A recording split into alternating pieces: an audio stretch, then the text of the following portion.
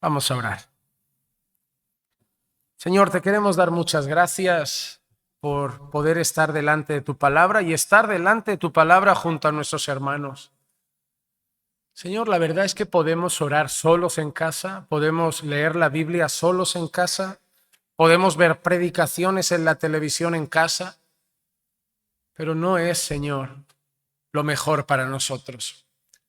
Señor, tu palabra nos llama a estar juntos y aprender juntos, orar juntos siempre es mucho mejor.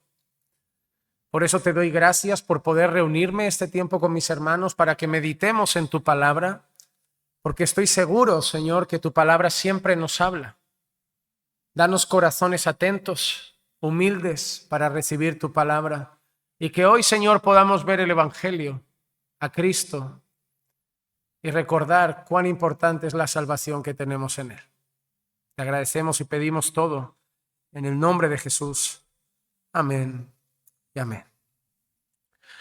Bueno, hermanos, ¿quién lo diría? Después de 2 años y medio, hoy llegamos al último capítulo de Génesis. 2 años y medio. Hoy más o menos. Hoy casualmente lo estaba viendo con Clicia. Este es el mensaje 106. Empezamos en junio de 2023 y hasta aquí nos ayudó el Señor. Reconozco que a mitad del camino me vino desánimo, como diciendo, ¿para qué me metí en esto? Pero ha sido tan enriquecedor que tengo ganas incluso de lo que nos sigue ahora, que es Éxodo, que creo que va a ser un libro muy bueno y muy edificante para nosotros. Pero hoy llegamos al capítulo 50, que también les adelanto que va a ser el penúltimo. A pesar de que hoy voy a exponer todo el capítulo 50, los 26 versículos, va a ser el penúltimo porque he querido que tengamos un mensaje especial el próximo jueves, una clase aparte que he titulado Cristo en Génesis.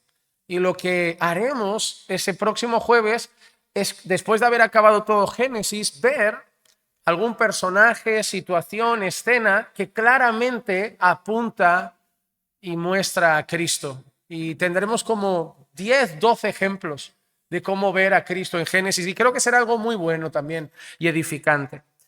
Pero hoy vamos a estar dando fin al mensaje de Génesis, que le he querido poner un título triste.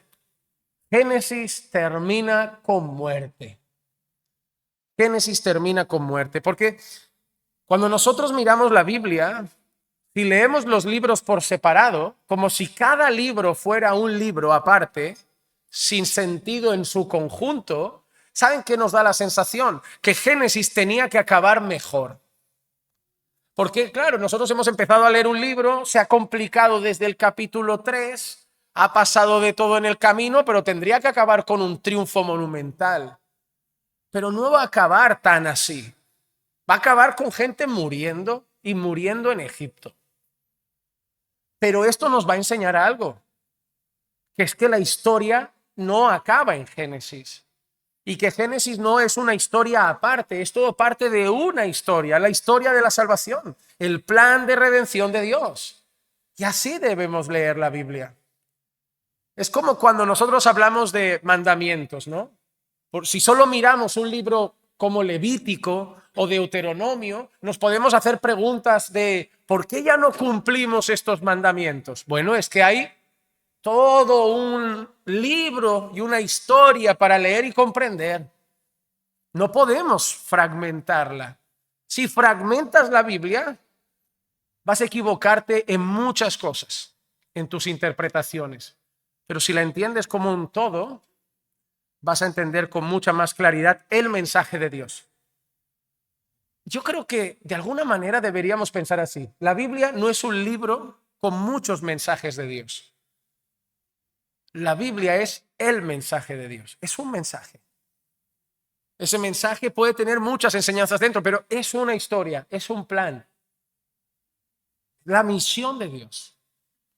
Y una misión que sí acaba bien, porque si llegas al final de Apocalipsis no acaba como el final de Génesis, acaba bien, acaba con una gran victoria. Pero hoy vamos a enfocarnos en este último capítulo de Génesis y yo quiero empezar con una frase de Jonathan Edwards que dice así: la muerte sirve a todos por igual. Como trata a los pobres, trata a los ricos. No se inmuta ante la apariencia de un palacio orgulloso, una numerosa asistencia, ni un semblante majestuoso. Derriba a un rey de su trono y lo cita ante el tribunal de Dios con tan pocos cumplidos y tan poca ceremonia como saca al pobre de su cabaña. La muerte es tan ruda con los emperadores como con los mendigos y trata a unos con tanta gentileza como a otros. Interesante, ¿eh? Pero cierto. Cuando la muerte llega para el pobre puede llegar de manera repentina, pero cuando la muerte llega para el rico, aunque el rico tenga los mejores médicos, los mejores cuidados y las mejores atenciones, si la muerte decide llegar, llega, no pide cita, no avisa, no pide permiso y ya. Hay una realidad para todo el mundo y es la realidad de la muerte. Y qué bonito empezar el jueves recordándote que te vas a morir. Porque yo recuerdo cuando estaba en el mundo, mi madre era así, no sé, la suya, pero mi madre, si mencionabas la muerte, tenía una sensación como que la acelerabas o la atraías. Mi madre le decías, bueno, el día que me vaya a morir para mi entierro. No, no, no, no se habla de eso. Pero, ¿qué pasa? Yo solo quiero dar algunas indicaciones sobre, y si tengo un accidente porque quiero tal canción, que me hagáis esto. No, no, no, no, no. Ese miedo, ¿no? Como, a ver si va a llegar antes por ponernos a hablar de la muerte. La gente no quiere pensar en eso, pero es real. Tu mujer se va a morir, tu madre se va a morir, tu padre se va a morir, tus hijos se van a morir. No sabemos en qué orden ni cuándo.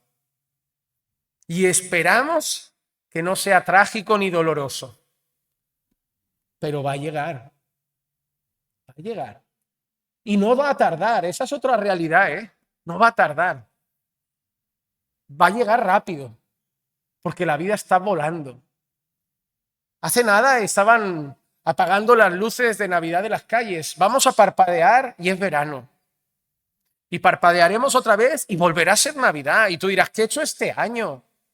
Yo dije, este año haré muchas cosas, me lo he ido dejando para mañana y se me ha pasado 2026, se me ha pasado entero. Es que el tiempo está así, yo no sé si te estás dando cuenta. A mí a veces la gente me pregunta, ¿por qué eres tan intenso con la iglesia? Le digo, porque se me va el tiempo. Si digo, ya lo haré, ya lo haré, ya lo haré, no hago nada. Y yo no sé cuándo el Señor me va a recoger. Y cuando me recoja quiero dar fruto. Quiero tener fruto que presentar y decir, mira, yo hice todo esto en el tiempo que tuve. Me voy a morir, no sé cuándo. Y no puedo y no tengo garantizado llegar a 70, ni a 80, ni a 60. No quiero dejarles mal cuerpo, pero es una realidad. Y no podemos ser como el mundo de no pensemos en ello porque así a lo mejor no llega. Pensemos o no, llegará cuando Dios quiera, ni antes ni después. Por eso creo que hay que estar preparado para la muerte. Porque para la vida no tenemos que prepararnos, porque no estamos antes de la vida.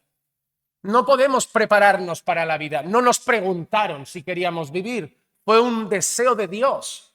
Nos colocó en el vientre de nuestra madre y vinimos a este mundo, es verdad. Nadie nos dijo en la eternidad pasada, vete preparando que en el 88, en marzo, vas a nacer. No me avisaron. Yo abrí los ojos y ya estaba aquí. Ni recuerdo cuando abrí los ojos. Para la vida no hay que prepararse, pero para la muerte sí. Para la muerte sí. Y es yo creo que una de las cosas más importantes de esta vida. Porque no va a importar si llegas con estudios o sin estudios. Si llegas viviendo en una habitación o en una casa propia. No va a importar si llegas con riquezas o sin riquezas. Lo que importa es si llegas con Dios o sin Dios. ¿Con Cristo o sin Cristo? Eso es lo importante. Eso es lo importante. Y de eso se trata el sermón de hoy, aunque no lo parezca. El sermón de hoy se trata de la muerte.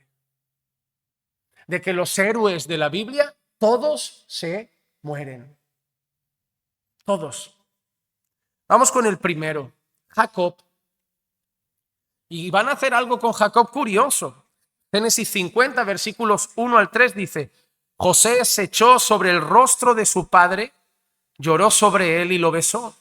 Y ordenó José a sus siervos médicos que embalsamaran a su padre, y los médicos embalsamaron a Israel. Y se requerían 40 días para ello, porque este es el tiempo requerido para el embalsamamiento, y los egipcios lo lloraron 70 días. En el capítulo anterior nosotros vimos como justo antes de morir Jacob, ¿recuerdan qué hizo? Bendijo la vida de sus hijos, pero de alguna manera profetizó sobre sus vidas. Nosotros pudimos analizar a la luz de la Biblia cómo las cosas que Jacob decía de cada uno de sus hijos luego se cumplirían en esas tribus. Y al final del capítulo, Jacob murió. Y lo primero que nos dice este último capítulo es que Jacob fue embalsamado. ¿Y saben por qué? Porque estaba en Egipto. O aquí te van a embalsamar a ti en Barcelona. ¿Te imaginas? Embalsamar no era una costumbre para Jacob, ni era una costumbre de los hijos de Jacob. Pero seguramente han visto películas sobre momias. Es una costumbre de Egipto. Y es un proceso curioso. Me he apuntado algunas cosas porque me dio curiosidad. Yo solo me imaginaba, sabía 2 o 3 cositas, no sabía mucho, pero les voy a hacer un resumen. Para embalsamar un cuerpo, que es lo que hicieron con Jacob, primero hay que purificarlo. Es decir, lo tienen que lavar a conciencia con unos productos especiales. No elegía, unos vinos amargos, unas aguas especiales. Luego le sacan el cerebro por la nariz. O sea, con un instrumental delicado sacarán el cerebro por las fosas nasales. Seguidamente le harán una incisión en el abdomen y le sacarán todos los órganos internos, excepto uno. ¿Adivinen cuál? El corazón. Porque el corazón, según la tradición egipcia, es lo que se tenía que pesar en la eternidad para ver cómo te habías portado. Todo esto es religioso. Para los egipcios nada era echemos al cuerpo al polvo. Tenía un significado. Por eso dejaban el corazón en el cuerpo, para que cuando llegaran del otro lado se pesara en una balanza divina. Y dejaban ahí el corazón. Seguidamente cerraban la incisión y deshidrataban el cuerpo con sal. De ahí la necesidad de tantos días. Tenían que deshidratar el cuerpo, secarlo, y usaban sal para hacerlo. Luego rellenaban el cuerpo, dependiendo pues quién fuese, pues con más o menos nivel. A veces usaban forraje, a veces usaban lino, y después de rellenar el cuerpo lo cerraban, le echaban ungüentos, vendaje, rituales religiosos y al sarcófago. Ya no quiero que me embalsamen. A mí me dejan el cerebro en su sitio. Que yo he leído mucho para que me lo saquen por la nariz, ¿sabes? Pero esto es lo que le hicieron a Jacob. Algunos estudiosos dicen que José pidió que lo hicieran sus siervos. ¿Te has dado cuenta que lo pone aquí? Dice lo siguiente: ordenó José a sus siervos médicos que embalsamaran a su padre. Y algunos estudiosos piensan que José sabía que la parte final del embalsamamiento era una parte religiosa, un ritual pagano, que venían sacerdotes, y que José no quería que Jacob pasase por esa parte pagana. La parte física y la parte médica pues no le afectaba en nada, pero la parte del ritual pagano con sacerdotes, José no quería que se diera en la vida de Jacob. Obviamente eso no hubiera afectado a la eternidad, y eso es algo que tienen que saber. Hay gente que se preocupa con cosas como, pastor, ¿y si cuando me van a enterrar al final mi familia me ha quemado? Pues ya está. No te sirvió de nada creer en Jesús. Ya eras ahora. Ojalá Dios haga justicia con tu familia. ¿Cómo se les ocurre quemarte? No va a afectar en un sentido. Porque una vez una persona muy inocentemente dice, pero eso no afectará a mi resurrección. Y digo, ¿tú crees que de Abraham queda qué ahora? O sea, de Abraham, ¿qué crees que queda? ¿Mucho hueso? Yo no creo que encontremos mucho más polvo que cenizas. Sí las encontramos. La resurrección no está condicionada a eso, porque si no, ¿qué ha pasado con el creyente que murió en un incendio? ¿O qué ha pasado con un creyente que nadaba en California y se lo comieron los tiburones? ¿O qué ha pasado con un creyente que viajaba en un avión y no queda nada? La resurrección no está condicionada por lo que nos van a hacer en un ritual físico médico al final. Nosotros como cristianos tendemos a la sepultura. Nosotros como cristianos tenemos una costumbre de meditar en el Evangelio, cantar al Señor, celebrar la futura resurrección en Cristo. Es nuestra forma ritualística cristiana. Pero lo que hagamos ese día tampoco va a afectar. Es como si alguien, su padre fallece, no es creyente y dice, pastor, ve tú a hacerle un culto a mi padre de despedida. Como si yo, al hablar del evangelio ese día y orar, garantice que ya, venga, no importa, es salvo. No. Nada que tú hagas ese día va a cambiar el juicio. Al hombre se le ha dado morir una vez y después el juicio. Lo que pase tras la muerte, que la gente haga con el cuerpo, como si un día se nos olvidan y no lo entierran. Uy, que nos lo dejamos. No va a afectar. Afecta hoy, nuestra vida presente. Y si estamos con Cristo, eso es lo que afecta. No afecta la ceremonia final. Es como que a veces tengo que decir eso y hay gente que le incomoda, pero es una realidad. Que tú presentes a tu hijo en la iglesia y oremos no afecta a que tu hijo sea más bendecido o más cuidado por Dios. Es más, esto es una tradición y una costumbre. Ni siquiera es algo obligado. Ah, bueno, pero a Jesús lo llevaron al templo a presentarlo. Ah, entonces también vas a circuncidar a tu hijo, porque Jesús fue al templo para ser circuncidado como judío que nació. Pero tú no lo circuncidas. No, entonces, lo que hacemos aquí es un acto de gratitud a Dios, pero sobre todo un compromiso con la iglesia de iglesia. Me comprometo ante ustedes a criarlo en el temor del Señor y espero que ustedes como hermanos míos me ayuden. Ya. Pero el niño no está más protegido. Las abuelas antiguamente tenían eso. Mi abuela corría detrás de mis primas cuando tenían un bebé. Bautiza al niño. Pero abuela, nosotros no creemos, pero bautízalo, da igual. Pero yo no creo, bautízalo. Para mi abuela el niño estaba como bajo maldición si no lo bautizaban. Pero en otros países le tienen que poner una pulserita roja en la muñeca. Ahí nace un bebé y ya llevan un hilo rojo en la muñeca. ¿Qué le pone? Parece que le pone un grillete ya desde que nace. No, es para guardarlo del mal de ojo, es para guardar. Vivimos con tantas supersticiones que no sabemos cuál fue la primera señora vieja que la inventó, pero han ido pasando de generación en generación y empezamos a perder de vista a Dios.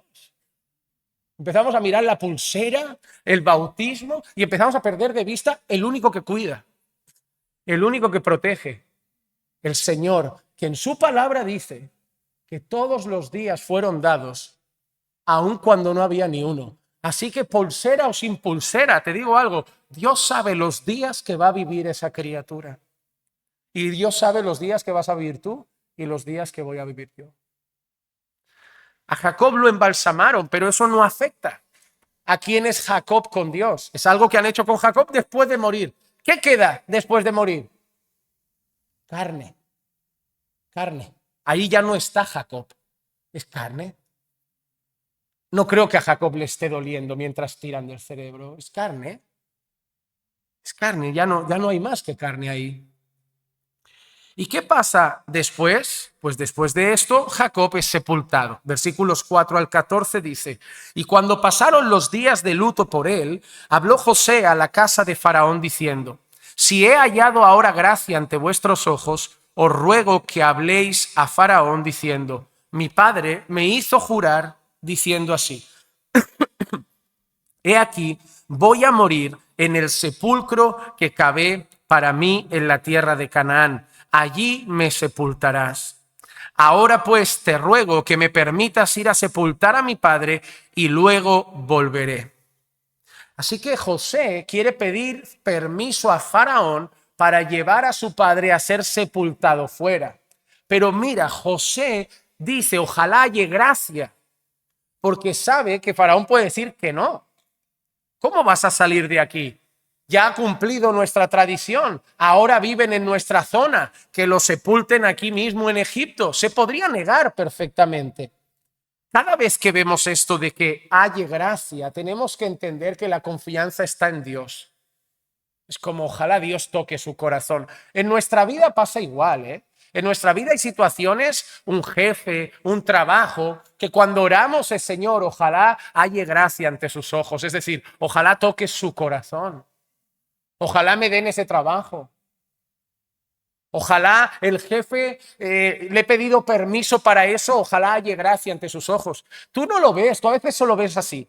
Ah, pastor, le pedí permiso a mi jefe para poder ir a esa actividad, no sé si me lo dará. Si tu jefe te lo da, es que has hallado gracia ante sus ojos. Porque tu jefe no tenía por qué. Tu jefe, mira qué interesante, tu jefe no es mal jefe si no te da permiso. Porque si te corresponde ir a trabajar es tu responsabilidad. Tu jefe sería mal jefe si no tienes que ir y te obliga a ir sin tener que ir. Pero que te pida ir cuando te toca, eso no es ser mal jefe. Pero si él te permite no ir, has hallado gracia. Es decir, es un favor inmerecido. Es un favor que no tenía que hacerme. Y ahí tenemos que dar gracias a Dios, porque creemos que es Dios el que mueve los corazones. Y eso es lo que busca José, hallar gracia ante los ojos de Faraón para que le permita ir a sepultar a su padre donde su padre le pidió ser sepultado. ¿Y qué le dice Faraón? Sube y sepulta a tu padre como él te hizo jurar. Entonces José subió a sepultar a su padre y con él subieron todos los siervos de Faraón, los ancianos de su casa y todos los ancianos de la tierra de Egipto y toda la casa de José y sus hermanos y la casa de su padre. Solo dejaron a sus pequeños, sus ovejas y sus vacas en la tierra de Gosén. Yo no sé, pero yo creo que aquí había mucha gente en este entierro. Porque no solo va José y sus hermanos, dice que salieron hasta los siervos de la casa de Faraón y los siervos que habían en la casa de José. Una gran multitud, menos los más chiquititos y el ganado, fue a esa sepultura.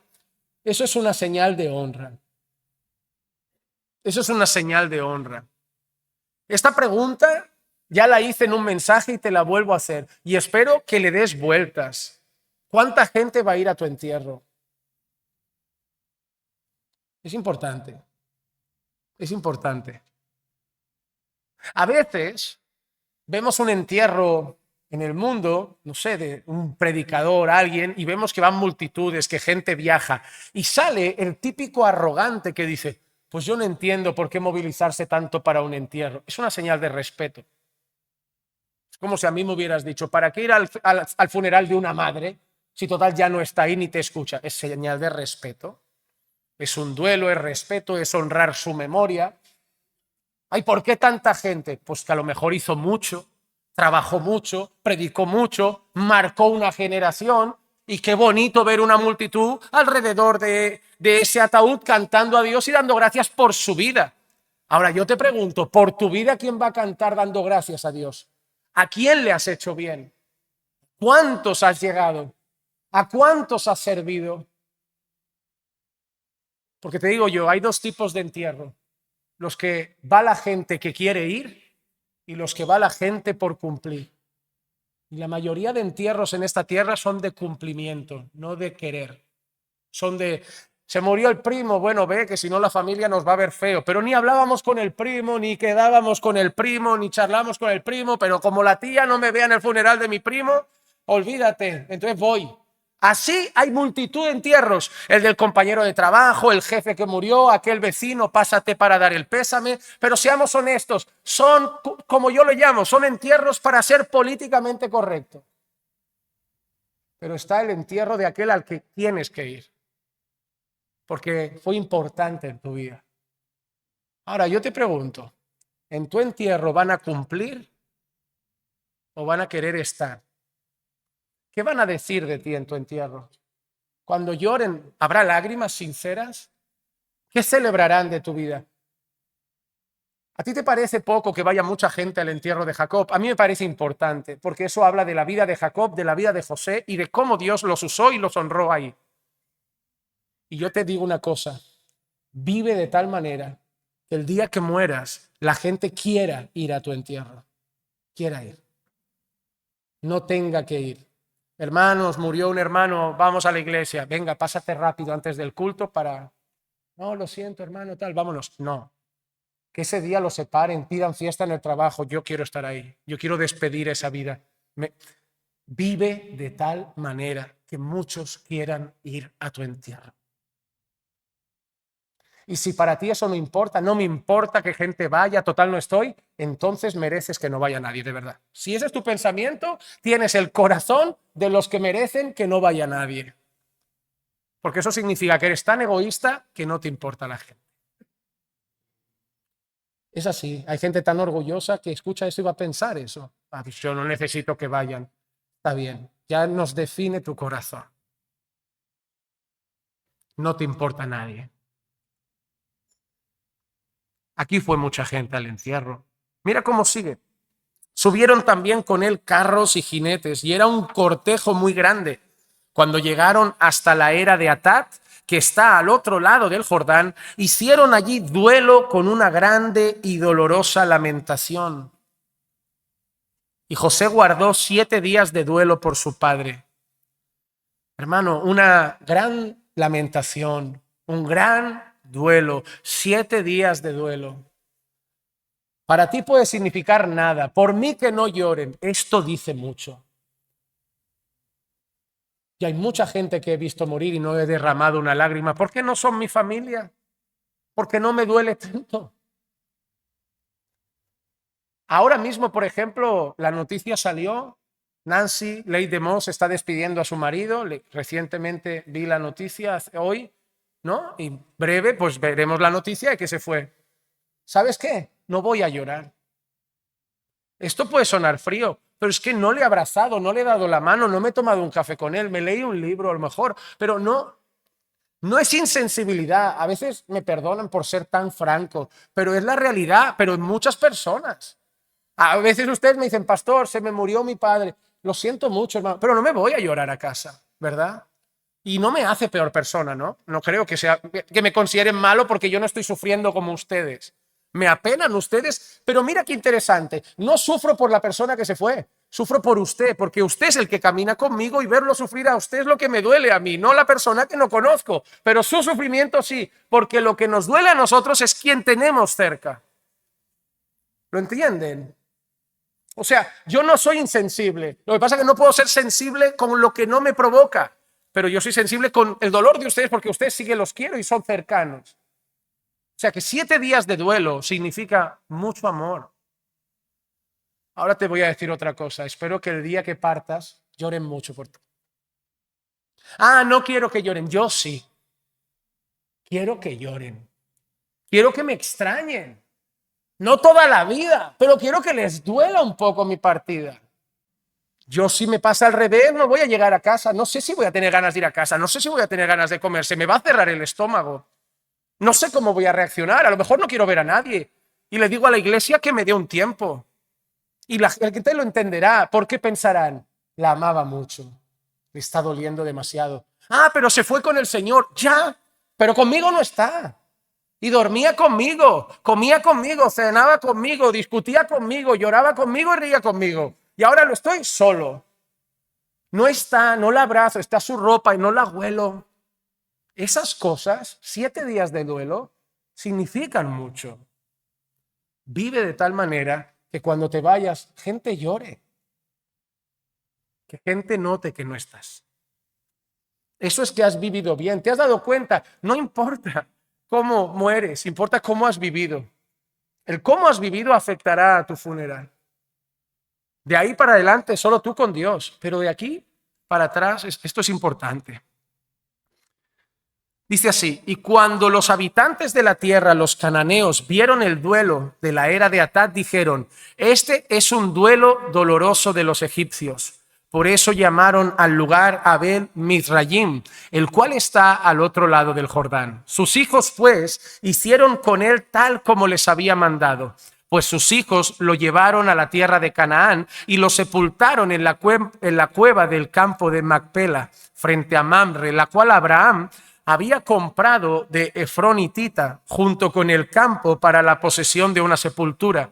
Y después de sepultar a su padre, José regresó a Egipto, él y sus hermanos, y todos los que habían subido con él para sepultar a su padre. Así que lo que vemos aquí es un hijo también cumpliendo la última memoria, la última voluntad de un padre. ¿Saben estas típicas escenas donde alguien da una última voluntad? Mira, si me muero te pido como última voluntad que me entierren en mi pueblo, o que me lleven de vuelta a mi país y me entierren con mi familia. Y hay gente que dice: oye, es como que cae un peso de hay que cumplir esa voluntad. Eso es lo que pasó con José, porque Jacob se lo había pedido más de una vez. Génesis 47, versículo 29 al 31 dice: cuando Israel se acercó el tiempo de morir, llamó a su hijo José y le dijo: si he hallado gracia ante tus ojos, otra vez esa frase, ¿ven? Si he hallado gracia ante tus ojos, por favor, pon ahora tu mano debajo de mi muslo y trátame con misericordia y fidelidad. Por favor, no me sepultes en Egipto. Cuando duerma con mis padres, me llevarás de Egipto y me sepultarás en el sepulcro de ellos. Y José respondió: haré según tu palabra. Y Jacob dijo: júramelo. Y se lo juró. Entonces Israel se inclinó en adoración en la cabecera de la cama. 2 capítulos después, en el capítulo 49 y el versículo 29, vuelve a decir esto. Después les ordenó y les dijo: voy a ser reunido a mi pueblo, sepultadme con mis padres en la cueva que está en el campo de Efrón hitita. Esa era la última voluntad, lo dejó claro en el capítulo 47, lo dejó claro en el capítulo 49. ¿Y sabes qué dice la palabra? Honra a tu padre y a tu madre. ¿Sabes lo que hicieron esos hijos? Honraron a su padre. Por eso lo sepultaron donde el padre pidió. Movilizaron lo que tuvieran que movilizar. Hicieron lo que tuvieran que hacer. Porque la voluntad de un padre, siempre que no contradiga la de Dios, se tiene que honrar. Esa actitud habla mucho de los valores bíblicos. Porque ¿quién es más poderoso? ¿José o Jacob? ¿Quién es más poderoso? Humanamente hablando, en la tierra. ¿José o Jacob? José. José tiene dinero, tiene poder, tiene estatus, tiene posición, mano derecha de Faraón. Jacob llegó ahí con pobreza, lo recordamos, ¿no? Jacob llegó ahí pasando hambre. Pero Jacob sigue siendo su padre. Hay algo que no cambia, ni el dinero, ni el poder, ni el estatus. El orden de la familia. Padre es padre, sea pobre o sea rico. Ganes tú 2000 y él nada. Él es padre. Y un padre se honra. Un padre se respeta. José podía haber dicho: ¿quién eres tú para pedirme que ahora yo sé? No, eres mi padre. Y ya puedes tener hambre, necesidad, y ahora yo ser aquí el primer ministro de Egipto. Yo sigo siendo tu hijo y te tengo que honrar. Hijos, no olviden de honrar a sus padres. Ya me independicé, sigue siendo tu padre. Ya vivo en otro país, sigue siendo tu padre. No es el mejor, sigue siendo tu padre. Y eso se respeta. A veces los padres que nos tocan no son muy buenos, pero no los elegimos nosotros. ¿Sabes quién los elige? ¿Quién eligió a tu padre? Fue Dios. Algo Dios usará en ese padre para tratar contigo, pero hónralo. Dios nunca ha dado este versículo: honra a tu padre y a tu madre mientras se portan bien. Honra a tu padre y a tu madre mientras lo hacen bien. Honra a tu padre y a tu madre mientras eres menor de edad. No, es honra a tu padre y a tu madre para que te vaya bien. Mira qué interesante que hasta la Biblia dice que es el primer mandamiento con promesa. No había otro. Es el primero con promesa. Honra a tu padre y a tu madre para que te vaya bien en la tierra. Así que José está cumpliendo un mandato divino. Todavía no hay ley, ¿verdad? Dices, ya, pero todavía no está la ley. Pero Dios ya la puso en el corazón. Dios ya puso ley en el corazón de los hombres. Por eso desde siempre hay gente que ha entendido qué cosas son buenas y qué cosas son malas. Ahora vemos cómo los hermanos de José se van a rendir ante él. Así sigue nuestra historia. Génesis 50, versículo 15 al 21 dice: al ver los hermanos de José que su padre había muerto, dijeron: quizá José guarde rencor contra nosotros y de cierto nos devuelva todo el mal que le hicimos. Ahora se ha ido Jacob, ¿y qué les ha venido a los hermanos? Miedo. ¿Sabes por qué? Ellos pensaban, José igual no nos está haciendo nada malo por respeto a nuestro padre, porque nuestro padre, al que José ama, al que José honra, no vería bien que José nos trate mal. Pero ahora no está papá. Ahora José puede sacar su vena vengativa y nadie nos va a proteger. Cuando actúas mal, a veces el peso de la culpa te persigue mucho tiempo. Porque yo no sé ustedes, pero José ya ha abrazado a sus hermanos, ¿sí o no? Ya los ha besado, ¿sí o no? Ya les ha tratado bien, ¿sí o no?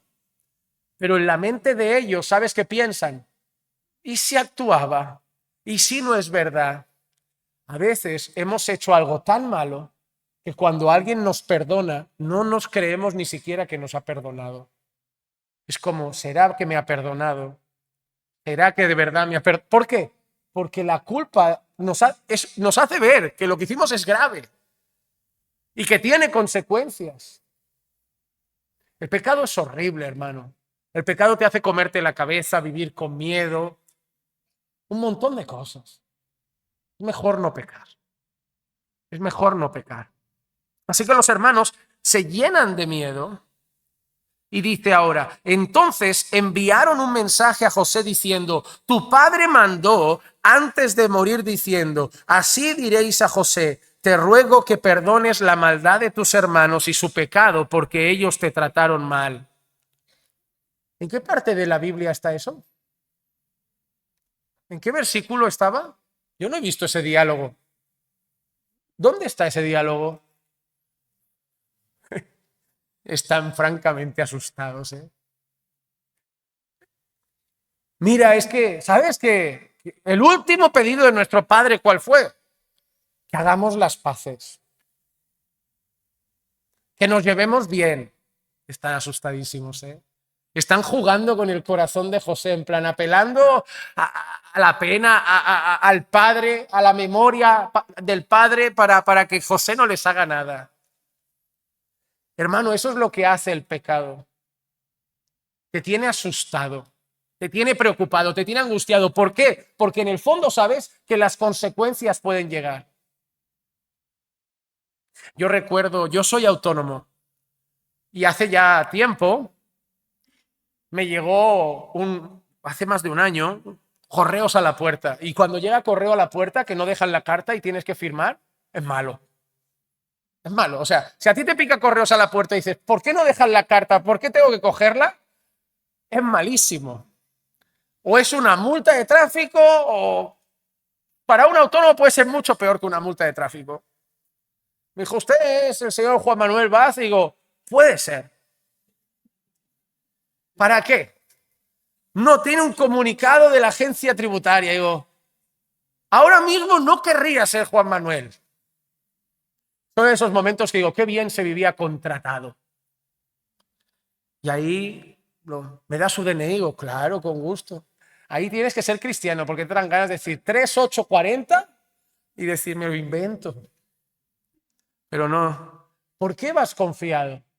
Porque no has hecho nada malo. Mira, este es mi DNI. Dame, gracias, lo abro. Puede llegarte un poco de preocupación pensando, a lo mejor he hecho algo mal sin querer, ¿no? Como, a ver si no he pagado un impuesto, a ver si no... Pero no esa conciencia de, me han pillado. Así se vive mal. Yo, desde que dejé el alcohol, A veces pienso, ¿por qué solo me paraba la policía cuando bebía? Porque ahora ves un control de alcoholemia y dices, que me paren. Párame. ¿Por qué? Porque tengo el seguro pagado, el impuesto de circulación, el coche con la ITV, voy a dar 0.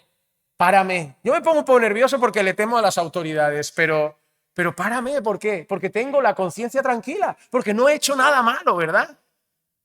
Pero imagínate cuando venía yo del 31 de diciembre. Llegaba a casa de madrugada y veía control y yo, buscabas una salida, ¿por dónde? ¿Por qué empiezan los nervios? ¿Por qué que paren al de delante? ¿Por qué que no me paren? ¿Por qué? Porque has hecho algo malo. Y cuando haces las cosas mal, cuando pecas, vives así. Porque si me para un policía a mí por la calle y me dice, papeles, digo, aquí tiene mi DNI. ¿Y si te para a ti? ¿Tranquilo? ¿Seguro? ¿O empiezan los nervios? ¿Papeles? ¿Cuáles? ¿Para qué? ¿Por qué? Porque si haces las cosas mal, el miedo siempre va a estar ahí. El miedo a que me pillen, el miedo a que me echen, el miedo a que no me dejen entrar. Pero cuando haces las cosas bien, no hay miedo. ¿Sabes por qué tenían miedo los hermanos de José? Porque hicieron cosas muy mal, porque pecaron de manera muy grave y el pecado tiene consecuencias. Y la conciencia les está pasando factura, porque ya han cambiado, ya no son los mismos en estas alturas de la historia, pero la conciencia está pasando factura. Hermano, te digo una cosa, ¿quieres tener paz? Camina sin pecar contra Dios. Haz las cosas bien. Y cuando tengas tu móvil en la sala, allí y te vayas un momento a un sitio de golpe, llega un WhatsApp, no lo vas a mirar con reojo como si lo ve la mujer y si lo ve el marido, ¿quién habrá escrito? No te entrará miedo, porque no hablas con nadie lo que no debes hablar, porque sabes que no puede llegar un mensaje raro. Y si tu mujer coge el teléfono y te dice, oye, déjame la contraseña, se la das sin problema porque no escondes nada. Cuando no haces nada malo, no tienes miedo. Cuando haces las cosas mal, te llevas el baño, el móvil hasta la ducha, ¿verdad? Porque siempre hay miedo. ¿Y si suena? ¿Y si ven? ¿Y si llaman? ¿Y si me pillan? ¿Y si la policía? ¿Y si el jefe se entera que hice? ¿Y si me...? Hermano, no vale la pena vivir así, porque encima de que aquí tienes esa vida, arriba te espera Dios y su juicio. Pero si vives aquí bien y encima en Cristo, te espera la gloria. Vale la pena vivir de la manera de Dios. Seguimos. Dice así, y José lloró cuando le hablaron. Entonces sus hermanos vinieron también y se postraron delante de él y dijeron, he aquí somos tus siervos. Pero José les dijo, no temáis. ¿Acaso estoy yo en lugar de Dios? Vosotros, y esta para mí es la mejor frase que he leído en mucho tiempo en Génesis, vosotros pensasteis hacerme mal, pero Dios lo tornó para bien para que sucediera como vemos hoy y se preservara la vida de mucha gente. Ahora pues no temáis.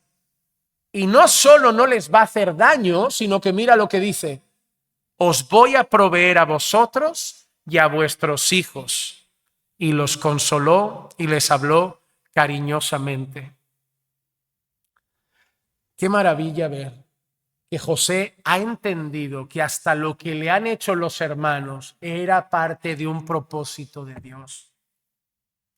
¿Sabes qué es lo más difícil entender en los momentos difíciles? Que Dios tiene propósitos también ahí.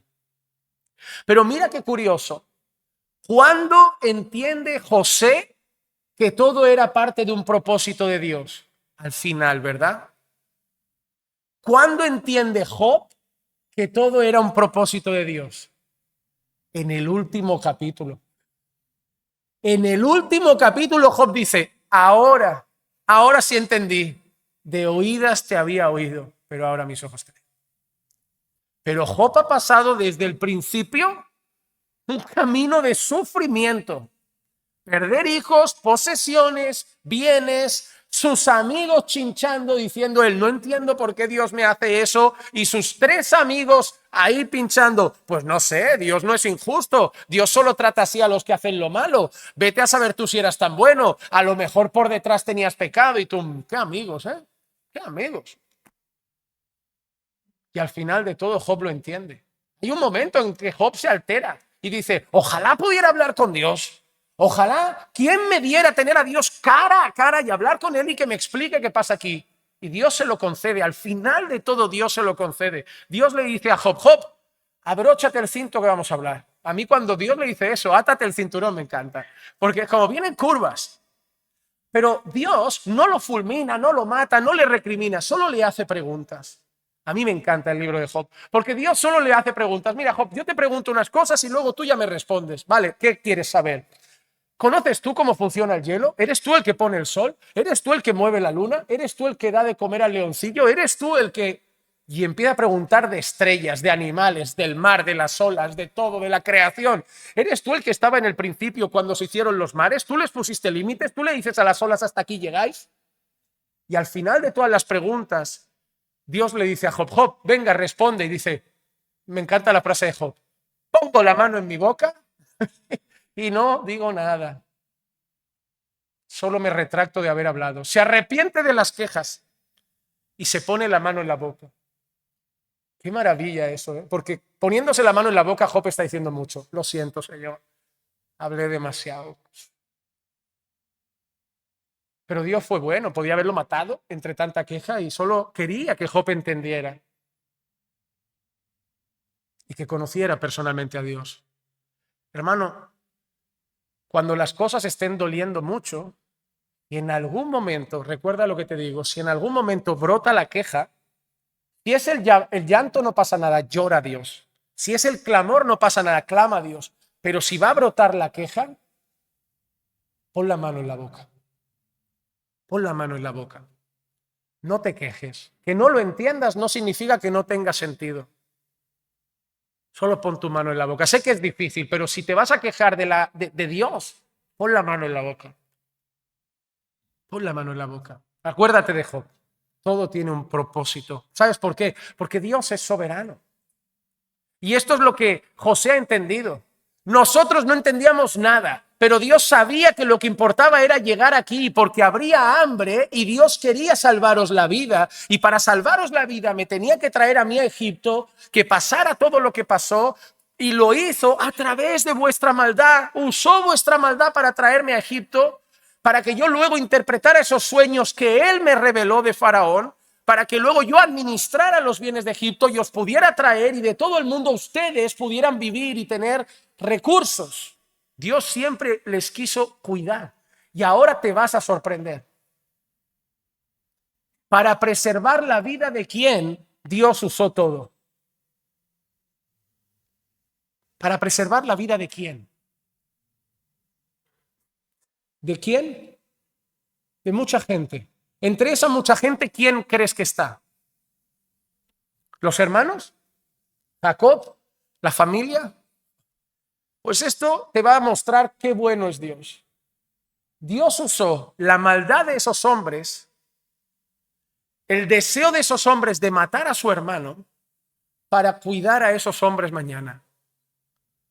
Porque Dios es tan bueno que cuida gente mala también. Esos hombres tramaron matar a su hermano y Dios diciendo, y todo lo voy a hacer para cuidar a estos sinvergüenzas. Dios es muy bueno. Porque yo veo eso y digo, yo lo que hago es que los meto en un pozo, los cierro, los sello y no salen. Pero Dios usó todo para que los hermanos de José hoy tuvieran una vida próspera. Hermano amado, Dios no te ama porque lo mereces, eso está claro. Es todo gracia. Porque nosotros no somos mucho más buenos que esos hombres. No somos mucho más buenos.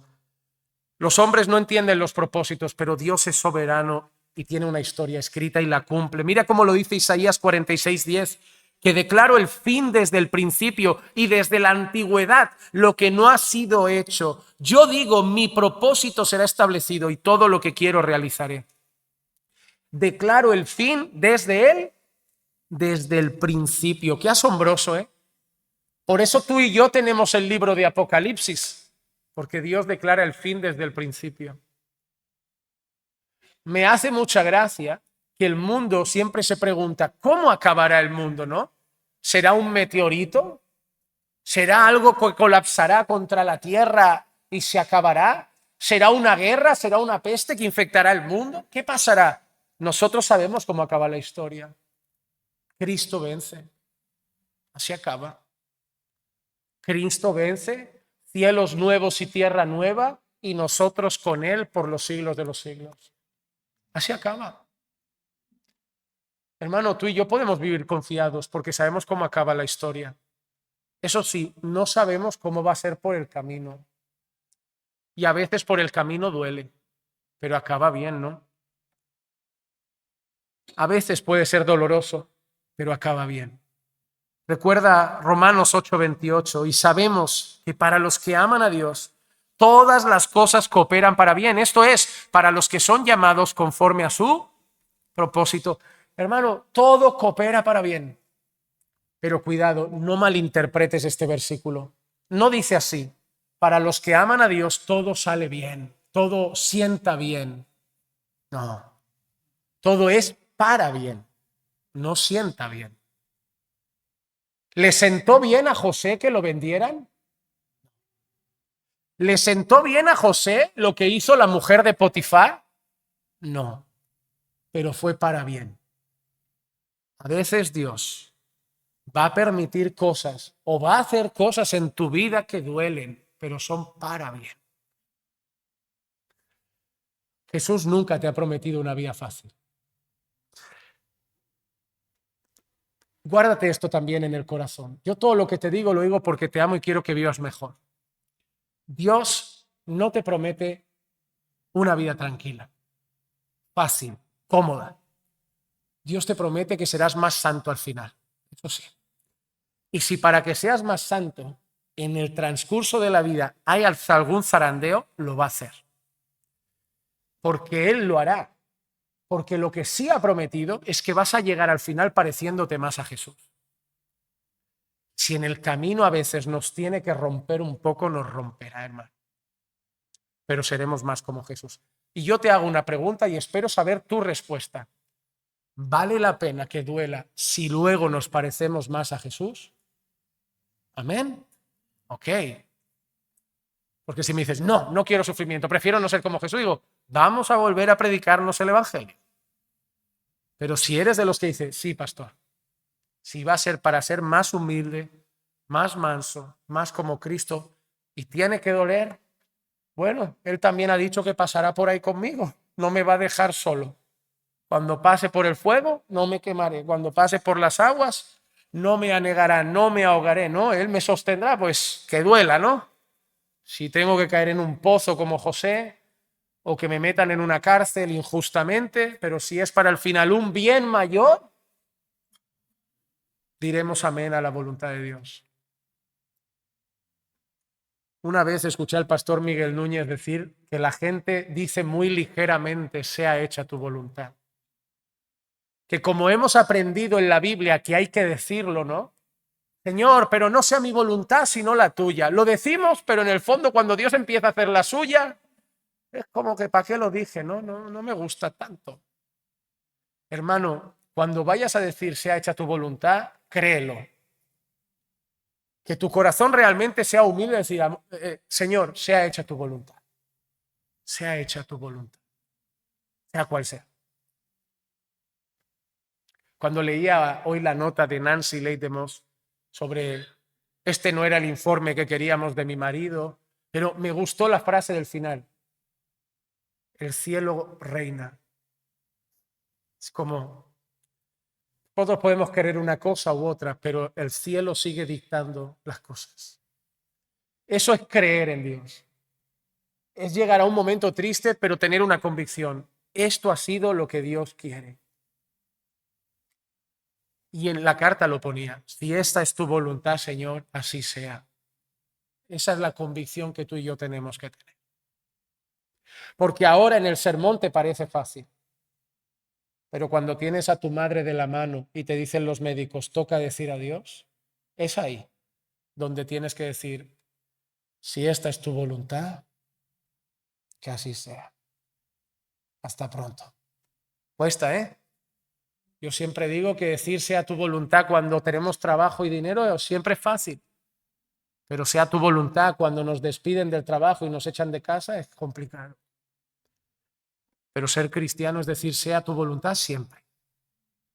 Nunca significa eso que va a ser siempre con una sonrisa. Sea tu voluntad. No, pero es un corazón rendido al Señor. El Señor reina, hermano. Tu vida nunca se ha escapado de su control y nunca se escapará. Puede torcerse cosas en el camino, pero el cielo sigue reinando. Y si eres de Cristo, acabarás más como Él. Dios nunca te deja ni te desampara. Y hasta el dolor y hasta la maldad de los hombres la usará para bien. ¿Sabían que una de las cosas que me ayuda a crecer como pastor son las traiciones? Uno no quiere eso en el ministerio. ¿Qué es lo que más te gusta del ministerio? Predicar, enseñar, aconsejar, estar con los hermanos. ¿Y las traiciones? ¿Por qué le va a gustar eso? Las traiciones te ayudan a ser más humilde. Te ayudan a amar incondicionalmente. Porque es fácil amar a gente como ustedes, ¿no? Que me quiere. Pero es fácil amar a los que hablan de ti y tú querías, a los que te tratan mal, a los que han pasado 4 años en tu vida y se van y ni un mensaje de adiós dejan. Pero eso ayuda a santificarte. Eso ayuda a crecer en el amor de Cristo. Es muy fácil pastorear a gente fácil. Es muy fácil pastorear a los que te quieren. Es difícil amar a los enemigos.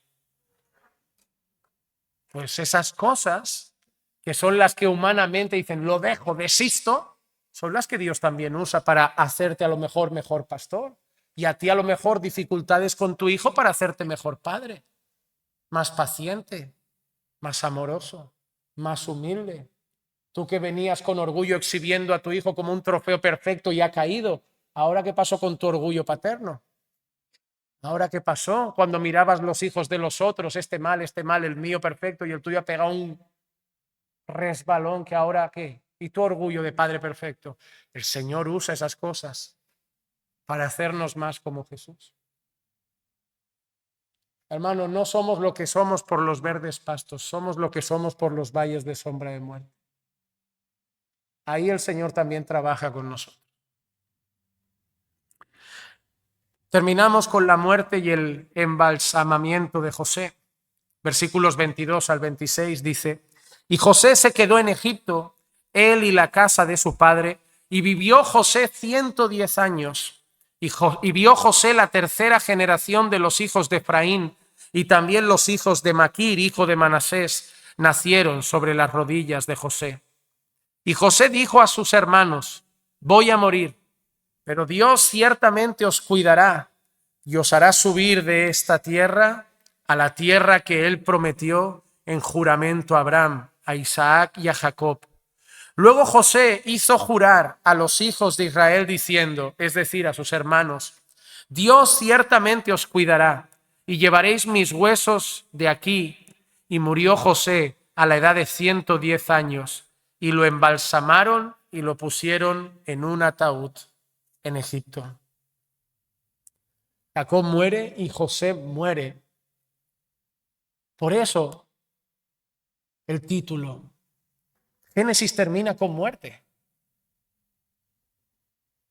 Pero una muerte que nos enseña mucho. Primero, la muerte de un hombre que tiene fe en Dios y en sus promesas. Porque ¿qué ha dicho José a sus hermanos? Mis huesos tienen que salir de aquí un día. Mis huesos tienen que salir de aquí un día. Y ahora yo te pregunto, ¿salieron esos huesos de Egipto algún día? Mira Éxodo, que lo veremos más adelante, capítulo 13, versículo 18 y 19. Dios, pues, hizo que el pueblo diera un rodeo por el camino del desierto hacia el Mar Rojo, y en orden de batalla subieron los hijos de Israel de la tierra de Egipto. Y Moisés, ya no son los hermanos de José, Moisés tomó consigo los huesos de José, pues éste había hecho jurar solemnemente a los hijos de Israel diciendo: ciertamente os visitará Dios y entonces llevaréis de aquí mis huesos con vosotros. Hermano, Dios en Génesis ya había anunciado que el pueblo estaría años esclavizado, pero saldrían de la esclavitud. Dios condenaría a la nación que los esclavizó y los llevaría a la tierra prometida. Eso Dios lo dijo mucho antes de todo lo que vamos a ver en Éxodo. Y José, que seguramente por la tradición familiar había oído y escuchado esa promesa, cree en las promesas de Dios y le dice a sus hermanos: mis huesos un día tienen que salir de aquí. Y en Éxodo, cuando salen de Egipto, Moisés dice: saquemos los huesos de José. Los hombres de la Biblia, José, Jacob, Isaac, Abraham, no son hombres que se han ganado el cielo por mérito, no se han salvado por obras. ¿Qué les caracteriza? La fe. La Biblia dice que el justo por la fe vivirá.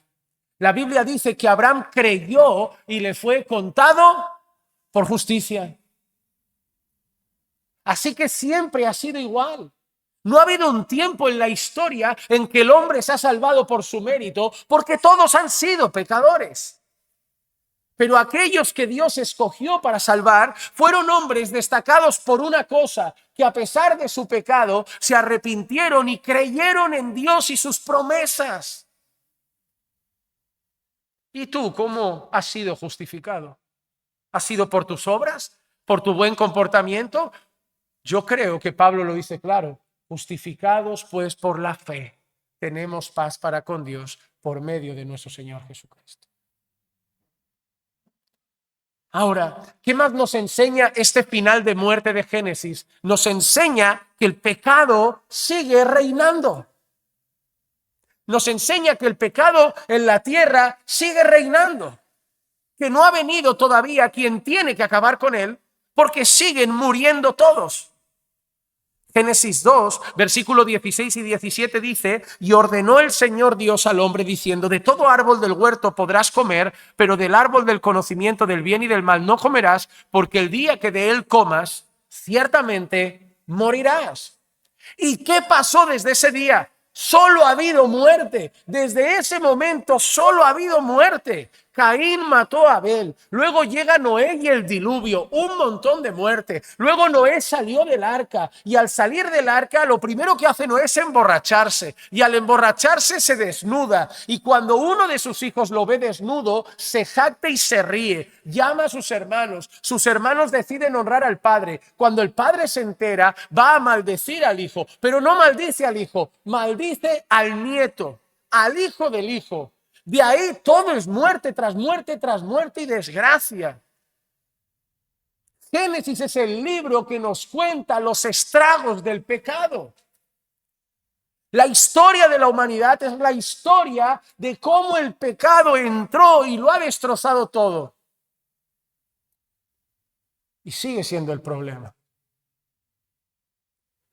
Todos los problemas de matrimonio es por pecado, ¿sí o no? Es porque discutimos. ¿Por qué discuten? Porque él es así, pecado. Porque él me trata así, pecado. Porque él me traicionó, pecado. Porque ella me falta respeto, es pecado lo que trae el problema del matrimonio. ¿Qué rompe las amistades? Es que habló mal de mí, me traicionó, pecado. ¿Qué divide una iglesia? Pecado. ¿Qué hace caer a un pastor? Pecado. ¿Qué hace que tengamos políticos corruptos? Pecado. ¿Qué hace que haya jefes abusivos? Pecado. ¿Por qué hay hambre en el mundo cuando hay tanta riqueza en otros lados? ¿Por qué otros mueren de hambre mientras unos se hartan en oro? Pecado. ¿Por qué los países entran en conflictos y un país es pobre y otro multimillonario? ¿Por qué hay dictadores? Pecado tras pecado tras pecado. Cuéntame cualquier problema de este mundo y te diré que desde Génesis 3 la historia es esa. Y que si Génesis termina en muerte es porque no ha venido o no había venido todavía el que tenía que vencer al pecado. Porque cuando cae Adán, recuerda que hay una promesa, la primera promesa del Evangelio en Génesis 3:15. que vendría alguien de la simiente de la mujer, que tendría enemistad con la simiente de la serpiente, que la serpiente, su simiente, mordería su calcañar y la simiente de la mujer aplastaría su cabeza. El primer anuncio del Evangelio, anunciando que vendría alguien nacido de mujer que derrotaría a nuestro enemigo.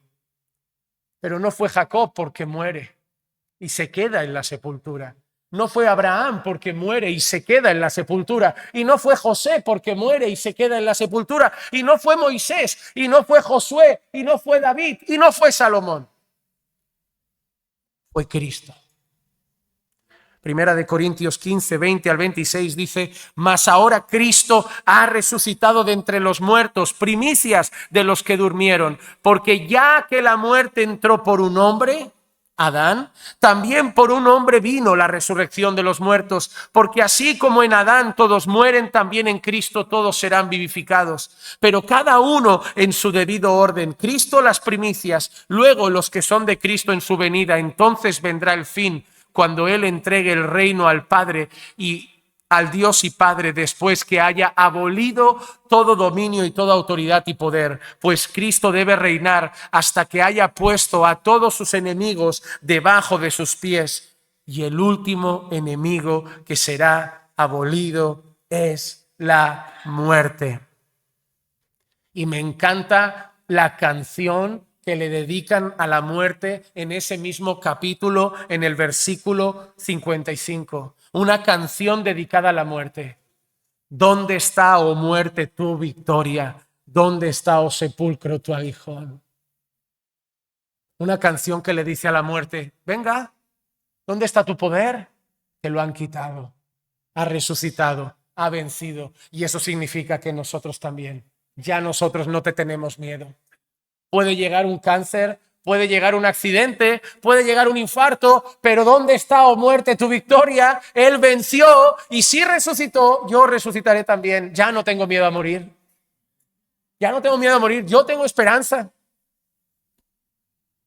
Pero no la tengo en José, no la tengo en Jacob, no la tengo en Abraham. La tengo en el único que venció la muerte, en Cristo. Y ese es el mensaje que debemos predicar. El mensaje que desde Génesis 3:15 se viene predicando. Que debemos creer en aquel que venció a la muerte, al diablo y al mundo. Segunda de Timoteo 1, 9 al 11 y terminamos. Quien nos ha salvado y nos ha llamado con un llamamiento santo, y no según nuestras obras, sino según su propósito y según su gracia que nos fue dada en Cristo Jesús desde la eternidad y ahora ha sido manifestada por la aparición de nuestro Salvador Cristo Jesús, quien abolió la muerte y sacó a la luz la vida y la inmortalidad por medio del Evangelio, para el cual yo fui constituido predicador, apóstol y maestro. Génesis nos enseña que siempre se trató de Cristo, de aquel que debía vencer la muerte. Y hermano amado, como te dije, te vas a morir. Porque se ha muerto Jacob, se ha muerto José, se ha muerto Matusalén, que vivió mucho más de lo que tú vas a vivir, pero se murió. La pregunta que hoy te tienes que hacer es: ¿vas a morir rico? Esa no es. ¿Vas a morir pobre? Esa no es. ¿Vas a morir en España? Esa no es. ¿Vas a morir otra vez en tu antiguo país? Esa no es. La pregunta es si vas a morir en Cristo. Y si mueres en Cristo, tu funeral no debe ser un día oscuro para todos. Tiene que ser también un día de fiesta. Porque Dios ama la muerte de sus santos. Hay fiesta cuando gente vuelve a casa. Hay gozo cuando uno se va y queda la convicción de que lo volveremos a ver. Porque si Cristo venció la muerte y resucitó, Él resucitará también. Hermano, le imploro a Dios que puedas morir en Cristo. Porque no hay nada mejor que morir con esperanza de vida eterna. Y que este mensaje te anime a predicar a tu familia. porque no queremos que nuestra familia muera, pero va a morir. Oremos y prediquemos para que puedan morir en Cristo, porque si no, ese funeral sí que es triste. Porque no es lo mismo decir hasta pronto que decir adiós y saber dónde van los que no están en Cristo. Sigamos predicando el Evangelio, hermanos. No discutamos tanto por cosas secundarias. Prediquemos el Evangelio. Porque la muerte, ¿sabes a quién se lleva? Se lleva a los bautistas y a los pentecostales. Se lleva a los calvinistas y a los arminianos. Y lo importante va a ser si estaban en Cristo. Y si estaban en Cristo se van a llevar muy bien en el cielo. Muy bien. Y eso es maravilloso. Que nosotros somos pecadores, pero la gracia de Dios es muy grande. Sigamos llevando el Evangelio a todo el mundo. La muerte ha sido derrotada y el mundo tiene que saber que los que estén en Cristo morirán con esperanza. Oremos. Señor, te damos gracias por tu palabra, por recordarnos el mensaje del Evangelio, por recordarnos, Señor, que con los ojos puestos en Cristo, nuestra fe y confianza en Él, caminamos seguros y cuando llegue la muerte a buscarnos, el día que tú tengas dictado para nosotros, la podremos enfrentar con confianza. Oh Señor, danos fe para seguir creyendo las promesas de tu Evangelio y ayúdanos a predicarlo al mundo entero, anunciarlo en todo el mundo para que otros muchos sean salvos por medio de él. Te lo pedimos en el nombre de Jesús. Amén y amén.